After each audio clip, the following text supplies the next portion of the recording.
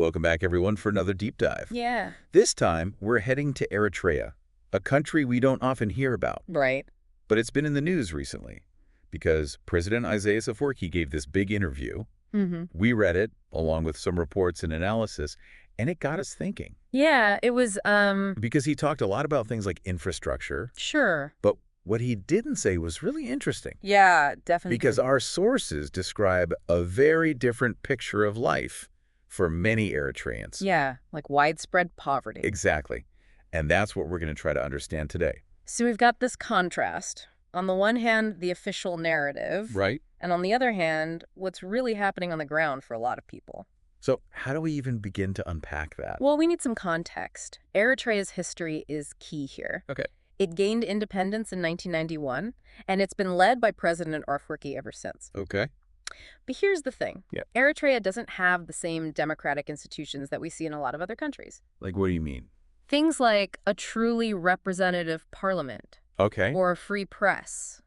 Without these, how do citizens voice their concerns? Right. How do they challenge their leaders? Exactly. And that lack of accountability is at the heart of this disconnect. I see. So it makes you wonder, what are the priorities? Right. Because Eritrea has amazing natural resources. I mean, think about it.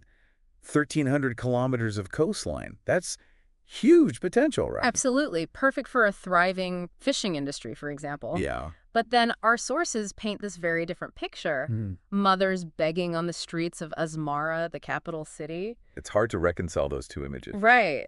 So you have to ask, when a government isn't answerable to its people, are they really focused on those people's needs? That's a really good point. Or are they focused on these big projects that look good on paper but maybe don't translate into a better life for the average person? Makes you think, doesn't it?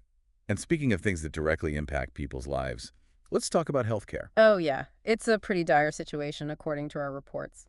Yeah, one of them described doctors having to schedule long waits for emergency surgeries. Oh, wow. And it's because they lack basic equipment and medicine. It's a direct result of how much the government spends on healthcare. And how much is that? Just 4.15% of their GDP. Wow, that's Way below the global average. So if you're an Eritrean needing urgent medical care, those numbers aren't just statistics. No, they're life or death. Yeah. And it makes you wonder, when President Afwerki talks about all these infrastructure projects, is it at the expense of these vital services? And what happens to those who can't afford treatment in other countries? Which is often the only option for specialized care, right? Exactly. It's a grim reality. And sadly, it's not the only area where the government exerts a lot of control. Our sources pointed to housing and land, too. Yeah, they have these strict regulations on construction. Which is normally an engine for economic growth, right? You'd think so. But here, it seems to be holding people back. Imagine wanting to build a home for your family. But you can't because the government controls everything. It's strange because we even found accounts of people from the diaspora trying to invest back home. Their plans were blocked. Wow. And when asked about this whole situation, President Afwerki actually said something interesting. Like what? He said, "We are restructuring our entire institutions because our plans have not succeeded. The security forces will fully step in and work on our plans that are now delayed." Okay, so there's an admission that the plans aren't working. Right. But then he says the security forces will step in. It doesn't really inspire confidence, does it? No. What does restructuring even mean in this context? And what role will the military play in building houses? Yeah, it raises a lot more questions than it answers. Totally. And then there's the issue that has been driving so many young people to leave Eritrea National Service. Yes. Officially, it's supposed to last 18 months. Right. But in reality, it's open-ended. This policy started in 1994 during the war with Ethiopia. Right. But it's still going on. People can be called up indefinitely, with no clear end date. And it's created this whole generation that's in limbo. Absolutely. Imagine not being able to plan your life, to pursue your dreams. And families are being torn apart. The emotional and economic burden, especially on women, is immense. And when you consider that many families are still waiting for news of loved ones who fought in the Tigray War. It just adds another layer of uncertainty and pain. That's a heartbreaking situation. You have to ask, at what point does national service stop being about serving your country? Right. And start being about the state controlling your life? It's a really tough question. And this brings me to something else I noticed in President Afwerki's interview.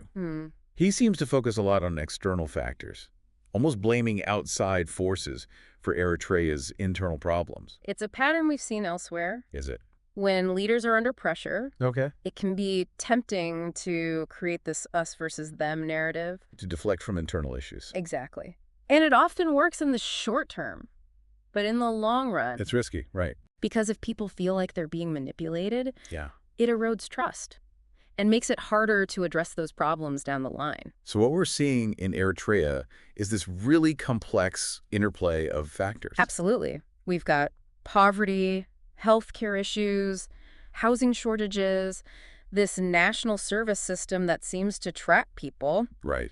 and a leader who seems more focused on external threats than on the very real struggles of his people. So where do we go from here? We've covered a lot of ground in this first part of our deep dive. It's a lot to take in, but it's important to remember that these aren't just abstract issues. Exactly. We're talking about the lives of real people. Right. Their hopes, their dreams, their daily struggles. And those stories matter. Absolutely. And that's what we'll continue to explore in the next part of our deep dive. We'll look at the Eritrean diaspora, the role they play, and the complex relationship they have with the government. And we'll ask some tough questions about what the future holds for this often overlooked nation. Stay tuned.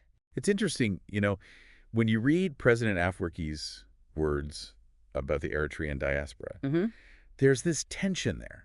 Yeah, you can really sense it. Like he acknowledges their contributions, especially the money they send back. The remittances. Right, which are a lifeline for a lot of families in Eritrea. Absolutely vital. But then there's this edge to his words, almost like he's suspicious of them. Yeah, like he doesn't fully trust their loyalty. Exactly.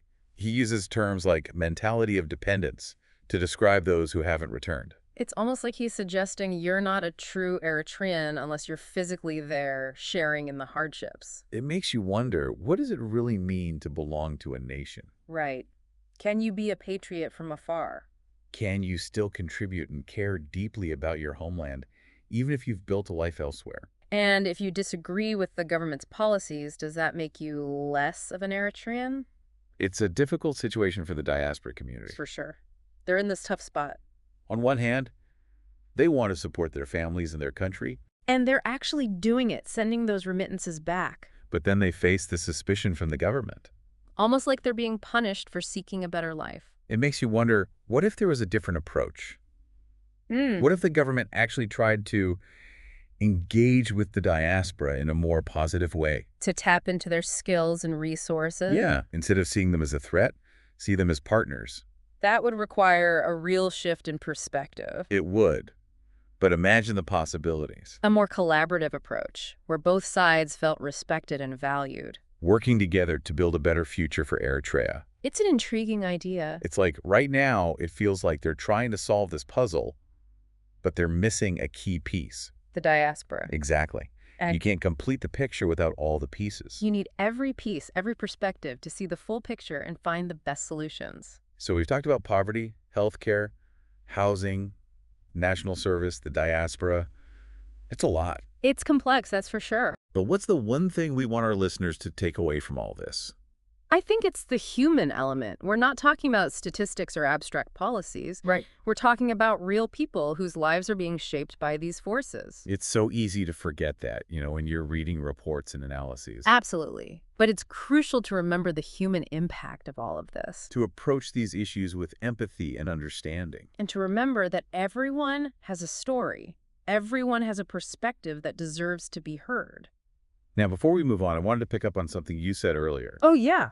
You mentioned President Afwerki's tendency to focus on external factors. Right, like blaming outside forces for Eritrea's problem. Is that a common thing for leaders to do when they're facing internal challenges? It's a pattern we see throughout history. Really? When leaders feel threatened or they're facing criticism, Okay. they often try to create an external enemy. Oh, I see, like a distraction. Exactly. It's classic us versus them. And it unites people, right? Right. It can, at least in the short term. Makes it easier to maintain control, I guess. But it's a dangerous game to play. Because it doesn't address the underlying issues. Right. It just kicks the can down the road. And if people start to feel like they're being manipulated, Yeah. it erodes trust. Makes it harder to have honest conversations about the real problems. Exactly. And that's what's needed, those difficult conversations about what's really happening. So it's about being critical, Mm-hmm. questioning the narratives we're being presented with. Absolutely. And that takes effort. It means looking beyond the surface. And asking, Who benefits from this narrative? And who's being silenced or marginalized? Those are important questions, and not just for Eritrea. They apply to any situation where power dynamics are at play. So we've explored a lot about Eritrea, We have, from the streets of Asmara to the halls of power. and we've seen how all these issues are intertwined. It's a complex web, but at the heart of it are real people with real hopes and dreams. And I think that's what we want our listeners to remember. The human stories behind all of this, the resilience of the Eritrean people. Because despite all the challenges, there's still hope. Absolutely, and that hope is what fuels the possibility of change. So keep asking questions, stay engaged, and never underestimate the power of human resilience. And the belief in a better future. Sometimes the most powerful thing we can do is just listen, Yeah, to amplify the voices of those who are often silenced, absolutely, to create space for their stories to be told. and to recognize that those stories matter. They're essential for understanding the full picture. Exactly. So we've covered a lot in this deep dive, but there's one question that keeps coming back to me. What's that? What happens when an entire generation grows up under a system like this? It's a big question. Right. Because when dissent is stifled, when critical thinking is discouraged, it shapes the very fabric of a society. It makes you wonder about the long-term consequences. Absolutely. What happens to a nation's capacity for innovation? For creativity, for progress. When those things are suppressed, it can lead to stagnation. A sense of powerlessness, like change is impossible. Yeah, it becomes a vicious cycle. So given all these obstacles, what gives you hope for Eritrea's future? Honestly, it's the Eritrean people themselves. How so? Despite everything they've faced, they haven't given up hope. Wow. They're resilient, they find ways to resist, to create change, even within a really restrictive system. That's incredible. It really is. That spirit, that defiance, is what gives me hope. It makes me think about the role of the diaspora. Yeah. Could they be a catalyst for change? A bridge between Eritrea and the outside world? I think they have the potential to be. Because they've been exposed to different ideas, different ways of doing things? Exactly. They can share knowledge, foster dialogue, keep the international community engaged. It's about showing solidarity. Reminding those inside Eritrea that they're not alone, that people care. That there are people working towards a better future for all Eritreans. It's about recognizing that the fight for freedom and justice is a global one. Well said. So as we wrap up this deep dive, Yeah. we want to leave our listeners with this. Mm-hmm. The situation in Eritrea is complex, Yes. but we can all do our part. By staying informed, raising awareness, And supporting the Eritrean people in their quest for a brighter future. and never underestimate the power of hope. Even the most entrenched systems can change when people come together and demand a better world. That's a perfect note to end on. Thanks for joining us for this deep dive into Eritrea. Keep asking questions, keep learning, and keep believing in the possibility of a more just and equitable world for everyone.